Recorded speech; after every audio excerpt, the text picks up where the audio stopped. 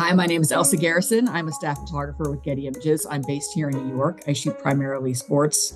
My responsibility is to obviously cover all the sporting events in New York City, but I do a good bit of travel with playoffs and everything in the States. I also am fortunate enough to cover World Cups and Olympics, and so it's just a different kind of pressure that I really enjoy.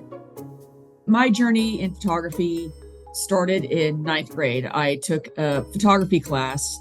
What I really enjoyed about that was there were so many different little technical aspects that you could do to create an image. So I grew up in a really small town in northern Minnesota, and they had a mentorship program where they would pair students with professionals in the field. And so in my little town, there was the newspaper photographer. And so because I was in school all day, most of our assignments were nights and weekends, happens to be sport. And so by working with this photographer at the newspaper, he showed me what it is that journalists and visual journalists do. And I thought that was really fascinating. And then that kind of segued into, I do want to make a career out of this, but I want to further my education.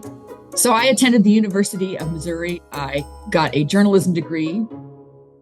There are a lot of events that I love to cover. I love boxing. I think I like it because it's not an easy sport to cover. It moves very quickly. If you want to get glove on face, you need to have your timing down and your focus down. I love soccer. The Women's World Cup in particular is one of my favorite events. I think it's great to document the growth of the women's game over the last few years. I think it's been really tremendous. I did grow up in Minnesota. I do really like hockey. Somebody had always said to me, if you are able to shoot hockey, you can shoot any sport because it's such a fast-moving, chaotic sport. And all of those technical lessons that you learn as a photographer from shooting hockey, you can bring into anything. I do enjoy shooting playoff baseball. There's something about October baseball, just the atmosphere alone is just electric, and there's just something magical about it. What I really love about sport and sport photography is that it's not easy. To be a sport photographer, you had to practice your follow focus skills. There are a lot of technical things involved. You needed to do a lot of research. And those are all things that I really kind of enjoyed about the photography side of it. So as photographers, we always try and kind of put our stamp on things. So I like to shoot with fast prime lenses, meaning like f2.8. I like to shoot them wide open and use the bokeh of the lens with the compression and the wide open aperture to really blow out those backgrounds, I guess, or compress those backgrounds so they're not as much of an element to the picture on certain types of action pictures. So like the action snaps. My primary objective is to capture those moments that people are going to be writing about and talking about the next day and beyond. When I'm at an event, I have sort of a game plan in my head of how I'm going to show the scene and tell that side of the story. And if you're spending too much time thinking about it, you're going to miss it. And so in my head, my game plan is always ingrained where I just react. And that's how I capture that stuff. I think it's important to capture emotion in sport because you need to show that these people are human, whether it's in victory or in defeat. That's how we as humans make connection, to understand everyone struggles and everyone overcomes these struggles.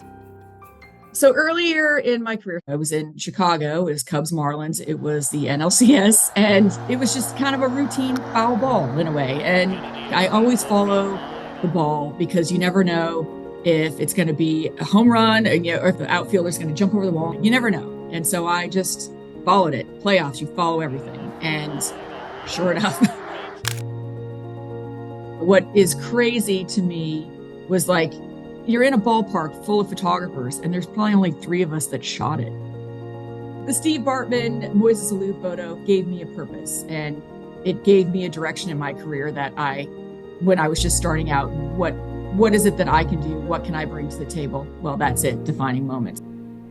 So when I first started, there weren't a lot of women doing this in the sport world, whether it was in writing, broadcast, photography. Early on, it was difficult because you had to play by a different set of rules, and you are scrutinized by everyone and everything, and you have to work twice as hard to prove yourself.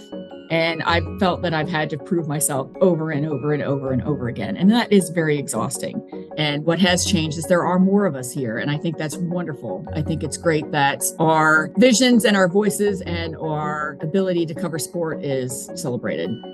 What I've always thought in my core and what I tell everyone, no matter what it is if you feel in your heart of hearts that you are meant to do this and that you are good at this, don't let others' negativity distract you or detour you from chasing your dreams. And if you are able to break down a door and get an opportunity, bring others with you, you're going to find a way. And you just need to be tenacious, relentless, and unapologetically strong.